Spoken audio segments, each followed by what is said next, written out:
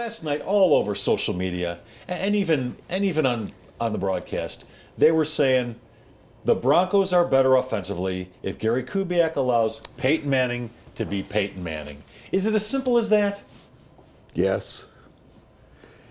Here's what I thought while I wasn't sleeping on the airplane with all these Broncos fans going and coming, asking me questions, going, asking me questions, coming back. And I said to them, okay, and I told you this the other day, run the football and put him under center, and run the football, and occasionally pass out of that.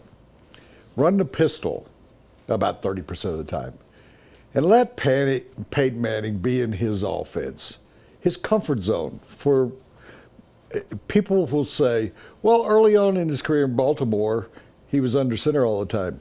Well, yeah, early on in my career, I drove a Honda. Don't make me go back. I love Hondas. That was my favorite car I ever had.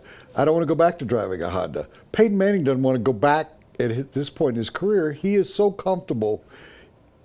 The shotgun is to him as these chairs are to us. Yep.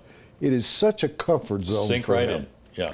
And he loves that. Why do you take Peyton Manning and put him in a place where he's not comfortable? Agree with you, but I'm not 100% with you on this.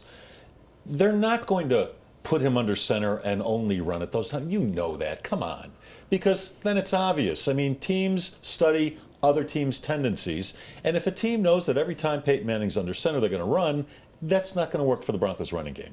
They can run the ball out of the pistol and they can run the ball out of the shotgun. So I would say 80 to 90% of the time you've got to let Peyton do what he's comfortable with, pistol or primarily shotgun. You have to run the ball. You do have to run the ball. We know that. We saw it last year. It didn't work when the onus was strictly on Peyton. So you got to figure out a way to run the ball a little bit more. But don't put him under center, and do not have him roll to his left and throw across his body ever again. Well, he completed one of those. Really nice to Emmanuel Sanders. Ask me if I have any other solutions. Do you have any other solutions? Yes, I have one other. The Denver Broncos should get behind. They should get behind like just 14 purposely fall behind or 20 points in the first half, because what happens when they do that? Then they can turn on the switch of having to be in the shotgun all the time. Okay, Gary, you want to run all that? Well, put him under center for a quarter and a half and get behind 14-0, and then you have to go. Gary then has to throw up his arms and go, okay, Peyton, now it's yours. I think that's almost the solution, is that maybe even better than that is spot teams 14 points. You go, okay, we're going to give you 14 points to start the game. You're laughing at me. Well, yeah, because I don't think the NFL will allow that. I just have a feeling. You've been an athlete. You were a high school pitcher. You would play a team. You are laughing at me, but you played softball. Well, I know you're being Did you ever play facetious. Tennis? Just recreationally and not very much. Well, but tennis is never an equal sport. So what do you mean? I would play. What do you mean it's never an equal sport? If you're an amateur player, a Parks and Recs kind of guy, you never find two people that are equal. One's always a lot better than the other. Usually. Wouldn't you agree with that? Yeah. I spent most of my tennis career chasing balls. You had a tennis career? Yeah, or I played tennis for 15 years. Okay. And the reason why I gave up tennis and really concentrated totally on golf was all tennis courts look alike.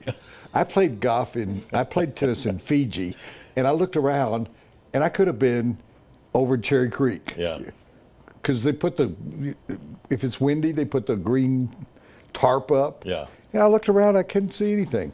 On a golf course, you can see oceans and trees and mountains and stuff. On a tennis court, you see wire. You see a fence. Chain link fence, yeah. And if you're playing tennis, if you're the weak person, the other person goes, okay, I'll give you 2 points a set. Well, talk golf. You spot guys' shots in golf. Yeah. So why not in football? You go, hey, Detroit, you're not very good. We're going to give you 14 points, but it's really your advantage. And people are going to say, call me crazy. Just don't call me late for the buffet at night. You're crazy. Call me crazy. But give them 14 points, and then Gary Kubiak has to say, okay, Peyton, let's do it your way. Really. Radical idea, Woodrow. And it's not even Kubiak's way, it's Elway's.